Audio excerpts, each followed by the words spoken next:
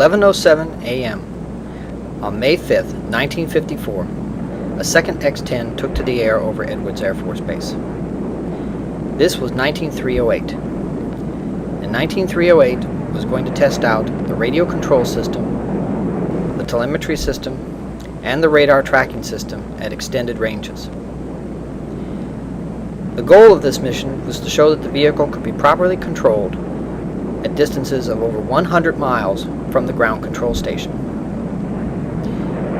In total, though, 19308 would cover more than 100 miles, with a polite path that would take the vehicle out to the Sequoia National Forest, back around to the Mojave Desert, up to Death Valley, and then south back to Edwards Air Force Base. Total distance 437 miles, total time in flight 1 hour 12 minutes, the longest flight of an X-10 at Edwards Air Force Base and the longest duration flight of the X-10 program. The only thing that went wrong was the smoke generator didn't work.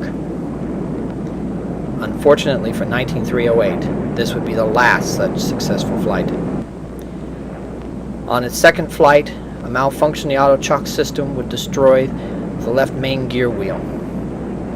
They could not perform the high-speed flight, and they were lucky to get the vehicle back onto the lake bed intact. During the third flight, an onboard fire occurred. To get the vehicle back to Edwards Air Force Base as soon as possible, a tight turn and dive was performed. Unfortunately, earlier flights on the F-86D had shown such a maneuver would cause the gyros to tumble. They did this again on 19308's third flight. The vehicle went out of control and crashed in the desert. Though the loss of 19308 was significant, a third X-10 had already arrived at Edwards Air Force Base. 19310 was the airborne structural test vehicle, equipped with the dive brakes intended for the later G-26 and onboard cameras to photograph wing flutter and other changes in the vehicle shape at high-speed flight.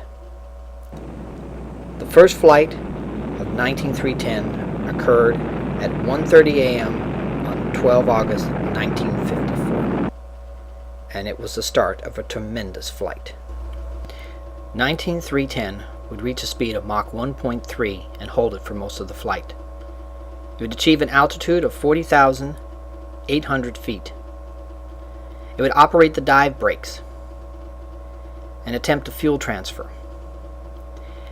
It was one of the most successful flights for data accumulation of the entire X-10 program.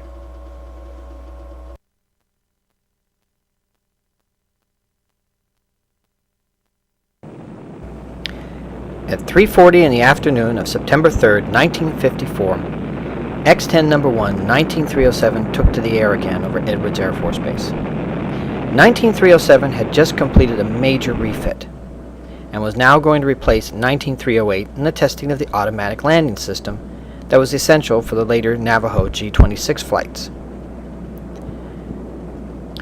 The flight was going to be a simple profile mission, a simple loop back to the lake bed to test out all the modifications. However, soon into the flight, the tracking system developed a fault, rendering the ground control system inoperative. So the ET-33 was going to control the X-10 for most of the flight, and of course through the landing. Then came the major shock. During final approach, the landing gear would not extend. A hydraulic line had been installed incorrectly, and the landing gear was crippled.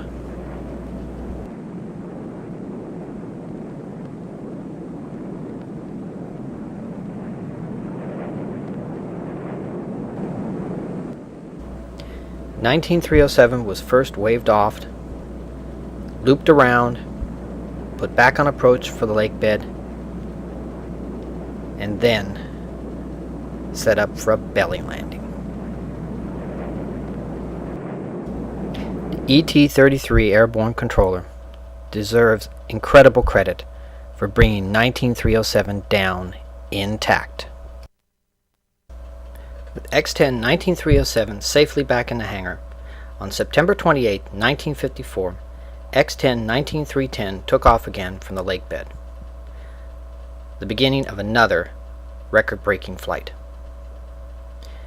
At full throttle and full afterburner, 19310 would reach a speed of Mach 1.84 and an altitude of 40,900 feet in a speed run from the Sequoia National Forest to Three Lakes in the desert. The telemetry was excellent. The flight perfect. All it remained was a successful automatic landing and the recovery of the film canisters. Unfortunately, the automatic landing system would now suffer a catastrophic failure.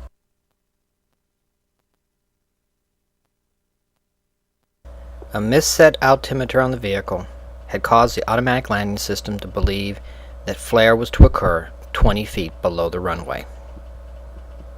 19310 was lost. This left only 19307 at Edwards Air Force Base. 2 months after the loss of 19310, on December 7, 1954, 19307 was back in the air over Edwards Air Force Base. Its mission was again to prove out the now infamous automatic landing system.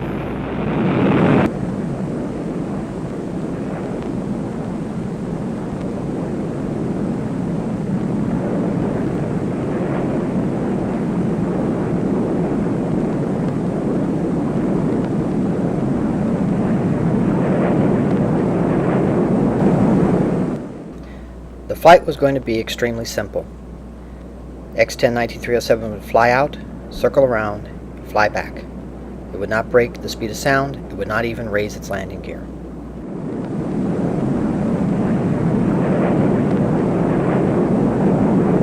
The automatic landing system consisted of the plotting board, the tracking radar, and a device called the gyroscope, or the lateral optical tracker.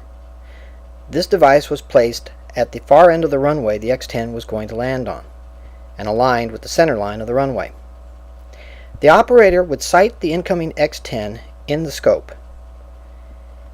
If the X-10 was a little to the right or a little to the left, it would show up in the crosshairs as such.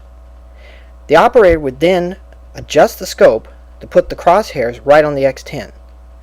This in turn would send an automatic signal to the X-10 to kick the rudder in the opposite direction and bring it back to the center line of the runway. As the operator followed the X-10 back to the center line, the gyroscope signal would in fact be cancelled. The system worked, but there was one problem with it, and it had to do with the parachute system. If the parachute didn't open, the gyroscope operator was now looking at a 20,000-pound vehicle coming at him at 200 knots with no brakes, hence the title, gyroscope. Of course, if such an emergency occurred, the gyroscope operator did have an emergency procedure. He would point the gyroscope towards one side of the runway and take off in that direction. Since the X-10's rudder would be signaled to go in the opposite direction, the vehicle would swerve off the runway away from the gyroscope operator. But of course, we'd lose the X-10. The need to perfect this landing system has to be understood. Eventually, the X-10s would be transferred to Cape Canaveral, Florida, to replicate the landing profile of the G-26 ramjet-powered cruise missile. The G-26 would land at Cape Canaveral unpowered and would also come in with a steep descent. The skid strip at Cape Canaveral was only 300 feet wide by 7,000 feet long. In all of the X-10 flights at Edwards Air Force Base, only 3 landed within 7,000 feet. And this was one of them. On this flight, 19307 landed perfectly, staying within the confines of the simulated runway and stayed within the distance. A second flight on December 16th was not quite as successful, but the vehicle did not exceed 7,500 feet, and the skid strip at Cape Canaveral was going to be extended 1,800 feet.